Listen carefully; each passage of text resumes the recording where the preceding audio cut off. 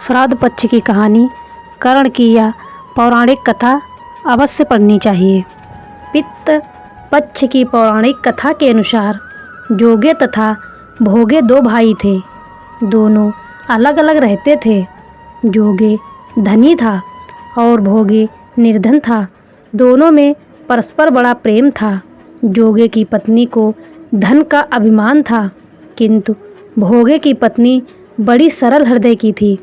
पितृपक्ष आने पर जोगे की पत्नी ने उससे पितरों का श्राद्ध करने के लिए कहा, तो जोगे इसे व्यर्थ का कार्य समझकर टालने की चेष्टा करने लगा।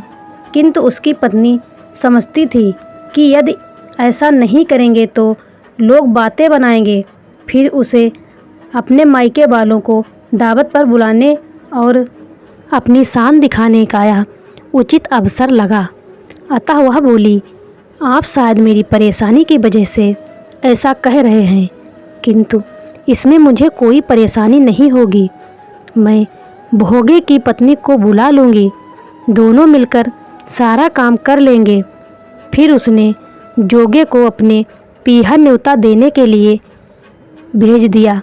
दूसरे दिन उसके बुलाने पर भोगे की पत्नी सुबह सवेरे आकर काम में जुट गई।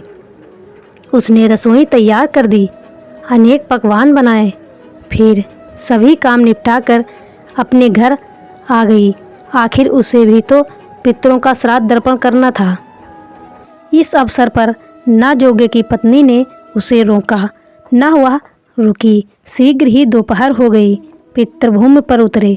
जोगे भोगे के पितर पहले जोगे के यहाँ गए तो क्या देखते हैं कि उसके ससुराल वाले वहाँ भोजन पर जुटे हुए हैं। निराश होकर वे भोगे के यहाँ गए। वहाँ क्या था, मात्र पितरों के नाम पर अग्यारी दे दी गई थी। पितरों ने उसकी राख चाटी और भूखे ही नदी के तट पर जा पहुँचे।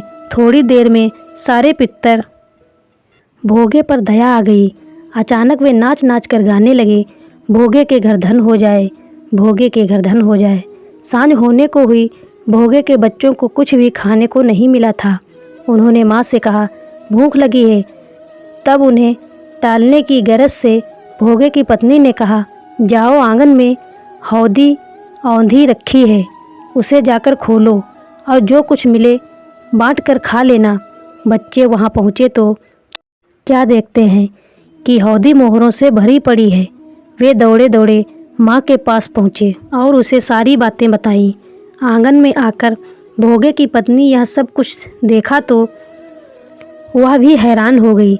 इस प्रकार भोगे भी धनी हो गया, मगर धन पाकर वह घमंडी नहीं हुआ। दूसरे साल का पितृपक्ष आया। श्राद्ध के दिन भोगे की पत्नी ने 56 प्रकार के भोजन बनाए। ब्राह्मणों को बुलाकर श्राद्ध किया, भोजन कराया, दक्षिणा दी। जेठ जिठानी को सोने चांदी के बर्तनों में भोजन कराया। इससे पितृ बड़े प्रसन्न तथा तृप्त हुए। पितृपक्ष की कथा समाप्त। अगर हमारी स्टोरी पसंद आई हो तो एक लाइक और शेयर करना बिल्कुल मत भूलिएगा। और भी स्टोरी सुनने के लिए हमारे चैनल को सब्सक्राइब करें।